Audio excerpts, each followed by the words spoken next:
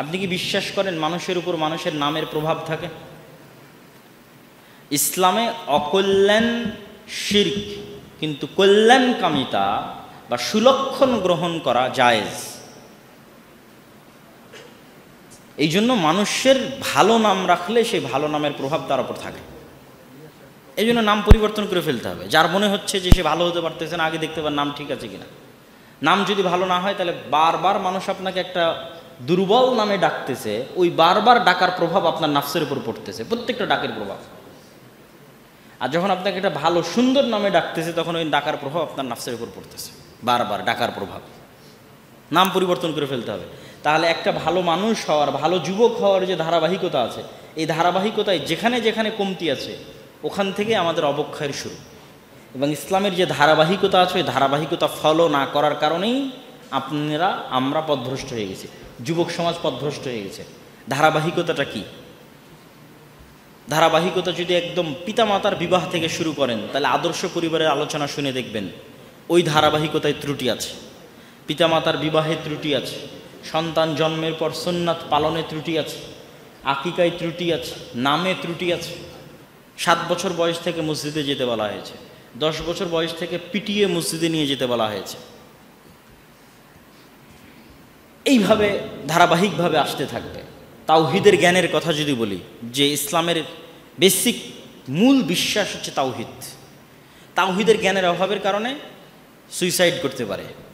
যার মধ্যে ন্যূনতম তাওহীদের জ্ঞান আছে, সে পুরো পৃথিবী যদি পাপ দিয়ে পরিপূর্ণ করে দেয় তবু আত্মহত্যা করবে না, এবং পুরো পৃথিবী যদি গুনাহ করে পরিপূর্ণ করে দেয় তবু আল্লাহর রহমত থেকে হতাশ হবে না, যার মধ্যে তাওহীদের জ্ঞান আছে। তাহলে সে তাওহীদের জ্ঞান পায়নি। আল্লাহ সুবহানাহু ওয়া তাআলা কে, আল্লাহ সুবহানাহু ওয়া তাআলার পরিচয় কি, তার সম্পর্কে জানে না। এই জন্য আল্লাহ সুবহানাহু ওয়া তাআলার পরিচয় সম্পর্কে জানতে হবে। আল্লাহ সুবহানাহু ওয়া তাআলার পরিচয়ের বিষয়ে আমাদের লম্বা বক্তব্য আছে। আল্লাহ সুবহানাহু ওয়া তাআলার নাম এবং গুণাবলীর উপর লম্বা আলোচনা আছে, অসংখ্য বই পুস্তক লেখা আছে। তো তাওহীদ, ইসলামের একাত্মবাদ হচ্ছে ইসলামের মৌলিক বিশ্বাস। আর এই একাত্মবাদের শুরুটাই হয় এভাবে যে এই পৃথিবীতে আমাদের আগমন এবং আমাদের সৃষ্টি আমাদের ইচ্ছার বাইরে হয়েছে। আমার বাপ মাও কোথাও সুইচ বা মেশিন বাটনে চেপে আমাকে বের করে নিয়ে আসেনি, আর আমিও কোথাও সুইচ মেশিন বাটনে চেপে বের হয়ে আসেনি। তাহলে আমার পিতামাতার ইচ্ছার বাইরে এবং আমার ইচ্ছার বাইরে আমি পৃথিবীতে এসেছি। তাহলে যে আল্লাহ সুবহানাহু ওয়া তাআলা আমাকে পৃথিবীতে নিয়ে এসেছেন, তিনি আর একবার আমাকে সৃষ্টি করতে পারবেন, পুনরুত্থান ঘটাতে পারবেন। যেহেতু এবার পেরেছেন, আর একবার পারবেন। তো যখন আর একবার পারবেন, তখন ওই আল্লাহ সুবহানাহু ওয়া তাআলার সামনে আমাদের এই জীবনের হিসাব তার সামনে পেশ করতে হবে। এটি হলো পরকালের প্রতি বিশ্বাস। যেহেতু আল্লাহ সুবহানাহু ওয়া তাআলার সামনে হিসাব পেশ করতে হবে, সেহেতু আমাকে আল্লাহর প্রতি ঈমান এবং বাকি যে আনুষঙ্গিক বিশ্বাসগুলো আছে সেগুলো ঠিক করতে হবে। ইসলামের যে মৌলিক 6টা বিশ্বাস, তার মধ্যে সবচেয়ে বড় মৌলিক বিশ্বাস 2টা, আল্লাহর প্রতি বিশ্বাস, পরকালের প্রতি বিশ্বাস। এই 2টা বিশ্বাস যত মজবুত হবে, মানুষের নৈতিক চারিত্রিক অবক্ষয় তত কমবে।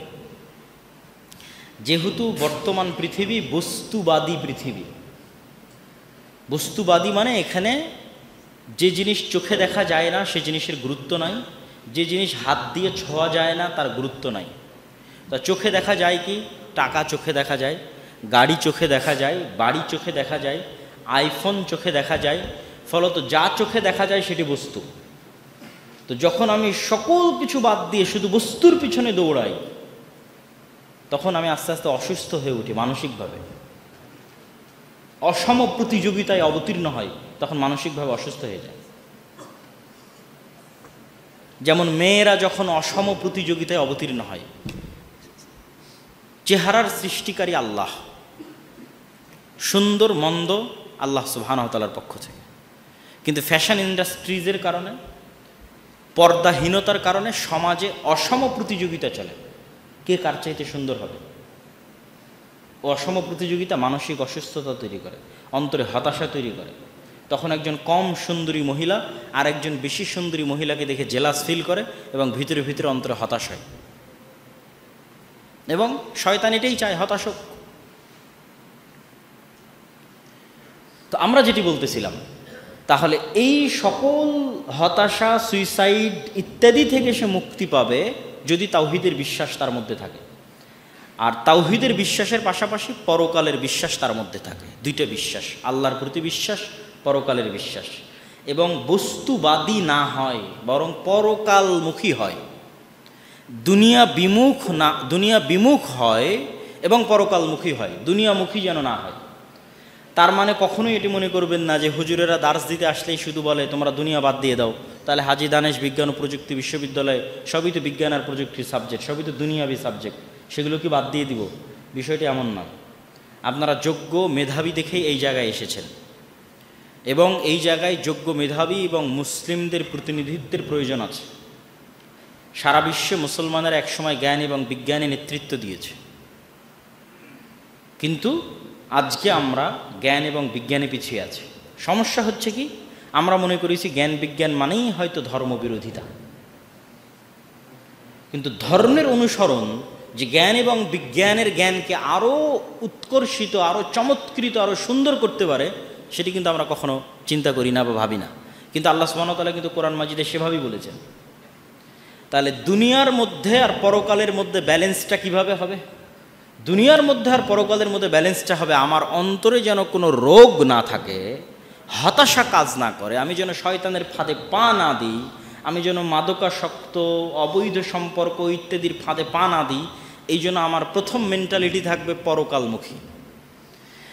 এবার আমি জ্ঞান অর্জন করব পরকালের জন্য, সায়েন্স শিখব পরকালের জন্য, প্রযুক্তি শিখব পরকালের জন্য, ডাক্তার হব পরকালের জন্য, ইঞ্জিনিয়ার হব পরকালের জন্য, বিজ্ঞানী হব পরকালের জন্য। কিভাবে সম্ভব যে আমি ডাক্তার হব, বিজ্ঞানী হব, ইঞ্জিনিয়ার হব পরকালের জন্য? কিভাবে সম্ভব? আচ্ছা, আমাদের কি তাহলে সংক্ষিপ্ত বিরতি নিতে হবে? আচ্ছা ঠিক আছে, আজানের পর কি আমরা সালাতে দাঁড়িয়ে একবারই আলোচনা শুরু করি? ওইটাই সবচেয়ে ভালো হয় নাকি? আচ্ছা ঠিক আছে, আগে আজানটা হোক, তারপরে কথা বলছি ইনশাআল্লাহ। একটু টপিকটা মনে করে রাখেন, কি আলোচনা করছিলাম, যে আজান দেন।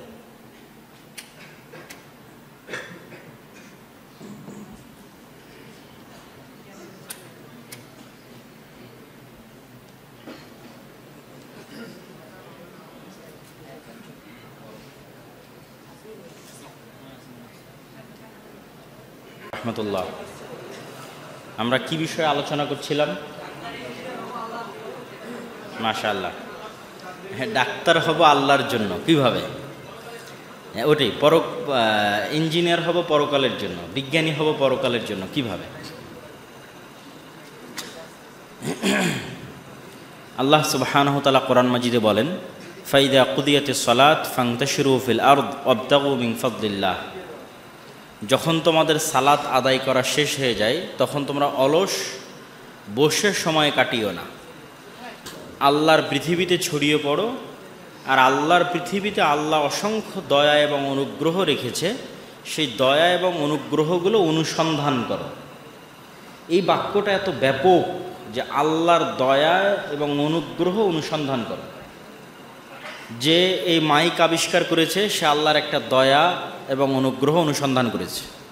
যে কম্পিউটার আবিষ্কার করেছে সে আল্লাহর একটা দয়া এবং অনুগ্রহ অনুসন্ধান করেছে। যে মোবাইল আবিষ্কার করেছে সে আল্লাহর একটা দয়া এবং অনুগ্রহ অনুসন্ধান করেছে। এরকম আমরা যত আধুনিক সুযোগ সুবিধা ভোগ করছি, প্রত্যেকটাই পূর্ব থেকেই পৃথিবীতে ছিল। এই পৃথিবীতে পূর্ব থেকেই আল্লাহ রেখেছিলেন, মানুষ খুঁজে খুঁজে বের করে নিয়ে এসেছে। এটাই ওই আয়াতে বলা আছে, ওয়াবতাগু মিন ফাজলিল্লাহ। সালাত শেষ হয়ে গেলে অলস বসে সময় কাটিও না, পৃথিবী আল্লাহর দয়া রহমতে পরিপূর্ণ। আল্লাহর দয়া রহমতগুলো অনুসন্ধান করো, খুঁজো আর বের করে নিয়ে আসো। তো যে ব্যক্তি বাড়ি থেকে রিক্সা নিয়ে বের হয়েছে, ও আল্লাহর দয়া অনুগ্রহের অনুসন্ধানে বের হয়েছে। যে হাজী দানেশ বিজ্ঞান ও প্রযুক্তি বিশ্ববিদ্যালয়ে পড়ছে, ও আল্লাহর দয়া এবং অনুগ্রহের অনুসন্ধানে বের হয়েছে। যে যতটুকু সায়েন্স শিখছে, ও অতটুকু আল্লাহর দয়া এবং অনুগ্রহ অর্জন করতেছে, মানে জানতেছে, অনুসন্ধান করতেছে। যে যতটুকু টেকনোলজি শিখতেছে, ও অতটুকু আল্লাহর দেওয়া দয়া এবং অনুগ্রহ জানতেছে, অনুসন্ধান করতেছে। পৃথিবীর কোথাও টাকাও যদি হালাল উপায়ে ইনকাম করা যায় তাহলে ওই 1 টাকা আল্লাহর দয়া। পৃথিবীর কোথাও ন্যূনতম যদি জ্ঞান পাওয়া যায় তাহলে ওই জ্ঞান আল্লাহর দয়া, আর সেটি অনুসন্ধানের আদেশ আল্লাহ সুবহানাহু ওয়া তাআলা নিজে দিয়েছেন। আর ওটি অনুসন্ধান না করা কি? ওটি অনুসন্ধান না করা হচ্ছে অহংকার। অনুসন্ধান না করা কি? অহংকার। আপনি জানছেন এখানে একটা টাকা হালাল উপায়ে ইনকাম করা যাবে, তারপরও আপনি করছেন না, মানে আপনি হচ্ছেন অহংকারী। আপনি জানছেন এখানে গেলে একটু জ্ঞান অর্জন করা যাবে, সায়েন্স শেখা যাবে, টেকনোলজি শেখা যাবে, করছেন না, আপনি অহংকারী, মানে আল্লাহর দয়া এবং রহমতকে উপেক্ষা করছেন। আইয়ুব আলাইহিস সালাতু ওয়াস সালাম একবার গোসল করছিলেন, তখন আসমান থেকে স্বর্ণের বৃষ্টি হচ্ছিল। তো তিনি গোসল বাদ দিয়ে স্বর্ণের বৃষ্টি স্বর্ণ কুড়াতে গেছেন। আল্লাহ জিজ্ঞেস করছে, তোমাকে কি ধন সম্পদ কম দিয়েছি? তিনি উত্তরে বলছেন, সারমর্ম যদি বলি আর কি, সরাসরি অনুবাদ না, সারমর্ম, যে আমি কোটি টাকার মালিক হলেও, হাজার হাজার কোটি টাকার মালিক হলেও আমি আল্লাহর দয়া থেকে মুখাপেক্ষীহীন নই। মানে কোটি টাকার মালিক হওয়ার পর আমি আল্লাহর দয়ার মুখাপেক্ষী। এটি কিন্তু আল্লাহ মুসা আলাইহিস সালামকে শিক্ষা দিয়েছিলেন। তুমি কত বড় জ্ঞানী মুসা? বলে আমি সবচেয়ে জ্ঞানী। তো তুমি যদি সবচেয়ে জ্ঞানী হও, তবুও পৃথিবীতে এমন অসংখ্য জ্ঞান আছে যে আল্লাহর দয়া, তার সামনে সারেন্ডার করতে হবে, যে আমি কিছু জানি না, ওইটা শেখার জন্য যেতে হবে। তো তুমি যাও খিজির আলাইহিস সালাতু ওয়াস সালামের নিকটে শিখো, দেখো পৃথিবীতে তোমার চেয়ে জ্ঞানী মানুষ আছে। মুসা আলাইহিস সালাম যদি খিজির আলাইহিস সালাতু ওয়াস সালামের কাছে শিখার জন্য না যেতেন, তিনি কি প্রমাণিত হতেন? অহংকারী, আল্লাহর দয়াকে উপেক্ষাকারী।